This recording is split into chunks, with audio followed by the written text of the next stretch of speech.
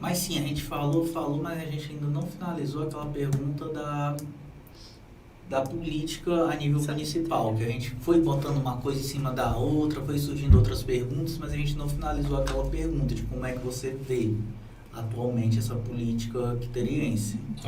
A política atual é um reflexo da política do passado. Desgastou-se muito essa história que tinha só dois candidatos. Desgastou-se muito. E também teve uma época muito forte de perseguição, de decisão pela justiça, tira prefeito, põe prefeito, mesmo o prefeito indicado pelo Tomás, o Chaga, tira o Chaga, põe o Chaga. Em 2011, a Lourdinha passou aí uns 10 meses na prefeitura como interina. Isso desgasta muito o tecido social e a administração municipal. É muito desgastada. Eu acho que continua e que o prefeito atual, Braguinha, tem que ter um esforço muito grande para melhorar isso, né? Ele tem que ter pulso firme, né, para melhorar isso e partir para o segundo mandato. Eu acho que o retorno do Tomás ou uma figura nova que vier tem que ser muito bem escolhido pela população, né? Porque tem pessoas que oferecem o coração, amor, tudo mais, e chega lá, não é o gestor. A administração pública é uma coisa complicada. Uma prefeitura do interior, os prefeitos, é um negócio bem complicado. Por exemplo, você tem uma empresa, você recruta um diretor financeiro.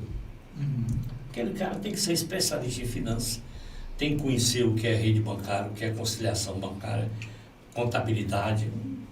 Opa, diretor financeiro aqui, quantos anos de experiência você tem? 20 anos, ótimo, então você está contratado.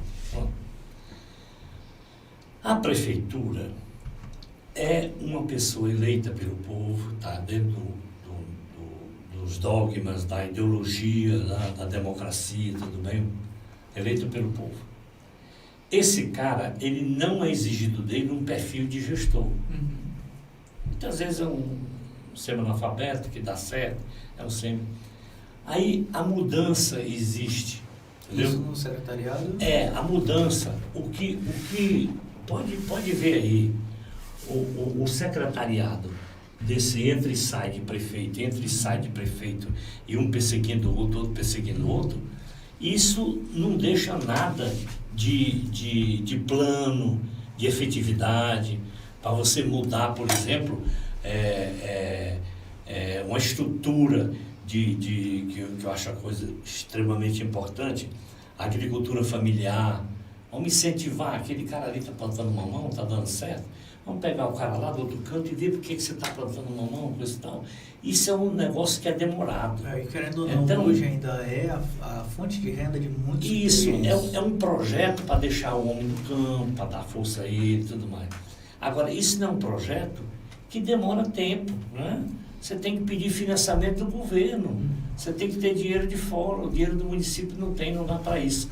Então, não tem continuidade, os projetos não têm continuidade. E é uma coisa interessante de se citar, porque muitas vezes a gente vem da política municipal e pega um exemplo na política estadual, que eu vou fazer agora, isso. Mas no estado, a gente vê um exemplo de continuidade política, vindo lá do Tasso até o Camilo. Eles deram continuidades a muitos projetos, por isso que o Ceará conseguiu se desenvolver tanto durante esses períodos, que isso não ocorre no município. Acertou em cheio, tá? Eu tenho uma admiração gigantesca pelo cidadão chamado Tasso Gereissati. O cara fez os mandatos dele, e aí nós convivemos muito, até intimamente, com a dona Renata, com ele, né? Sem dizer que eu sou amigo do Tasso, mas a gente conviveu assim foi uma grande surpresa. Cara jovem, milionário. Hoje é o casal mais rico do Ceará, porque a dona Renata é herdeira do grupo Esqueróis, né? E o Tasso Gereissati tem a fortuna que tem, foi até proibido de comprar mais Coca-Cola, né, no Brasil, né? Porque ele estava dominando tanto que para aí, né? Bom, então, Tasso Gereissati ele derrubou aí toda essa estrutura dos coronéis, né? E implantou um sistema, né, extremamente avançado. Todas as rodovias do litoral, duplicidade, o incentivo ao turismo, que é a indústria que não polui, todos esses grandes polos de desenvolvimento vem do Tasso Gereissati. E o exemplo é feliz, vocês estão muito felizes nesse exemplo, porque Tasso veio, o Ciro veio o Cid, veio o Lúcio Alcântara, veio o Cid, veio o Camilo, e eles continuam. Hoje o estado do Ceará é um estado respeitado em nível nacional, né? Quando tem qualquer mudança de ICMS, coisa e tal, um dos principais convidados é o seu Mário Filho, porque ele tem todo o esquema de arrecadação, de austeridade com os impostos e tudo mais. Aqui no Ceará, o Ceará é famoso. E a questão do Mauro, muitos consideram ele como um dos maiores economistas do Brasil. Sim, ele participa, ele é convidado pelos economistas do Banco Central para dar opinião, entendeu? Então, é um exemplo de que montou-se a estrutura no Tasso Gereissati, 2 mandatos. Eles entraram na perspectiva de que o Ceará é rico em paisagem, em praias desertas, coisa e tal, que é um atrativo. Um sol, chove 2 horas, depois já tem sol. Terra do Sol. Então, isso aí ele fomentou a indústria de turismo, fomentou muito.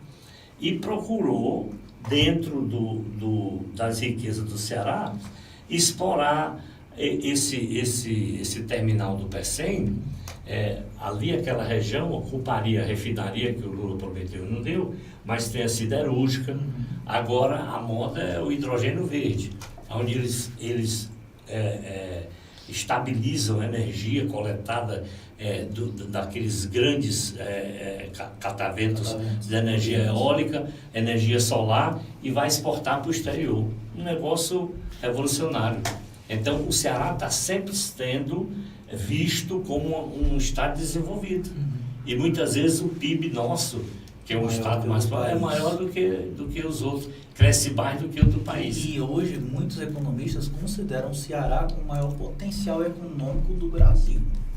Com certeza. Não tem endividamento pesado, tem endividamento normal e tem poder de investimento. Antes do Camilo sair, ele pegou 80 milhões de dólares, não sei o que lá, para fomentar esse hidrogênio verde aí, para aumentar a capacidade do Porto do Pecém, né? Então, o exemplo é o Ceará, que vem nessa batida, e quando você fala para os grandes empresários, né? Eu tive agora na inauguração do comitê do Denísio, cara que foi assessor do Tasso há muito tempo, e aí estava lá o doutor Assis Machado, dono da Mota Machado, né? E a gente conversando, coisa e tal, aí o doutor Assis disse: olha, como é que eu vou entregar o Estado para um capitão que só foi professor de cursinho, né? Que entrou na polícia, tudo bem. Agora, você muda, você tem mudança quando a coisa está ruim e o Ceará está bem. Não é para entregar para ninguém, né? Então eles vão, para mim, o futuro governador do Ceará se chama Eumano. Você acha que ele vai continuar dando a continuidade desse projeto? Não, o Eumano ele vai entrar dentro do esquema da Isolda que já está montado lá, e o Ciro e o Cid e o Camilo, o Cid depois encosta devagarzinho o Ciro, mas o Cid e o Camilo, inclusive, eles vão ficar em Brasília, né, os dois, né? Inclusive o Cid... Os 2 senadores, né, protegendo o cara, e o presidente da República do PT, quer dizer, vai facilitar bastante. Ele não vai errar, não vai errar. Inclusive o Cid e o Camilo, mesmo com todo esse racha, eles sempre demonstraram uma situação muito harmoniosa entre os dois. Não, né? A decepção dele foi isso, porque o Cid deve ter entregue para eles o problema do Ceará, e depois, por influência nacional, perdeu a cabeça aí, sei lá, saiu...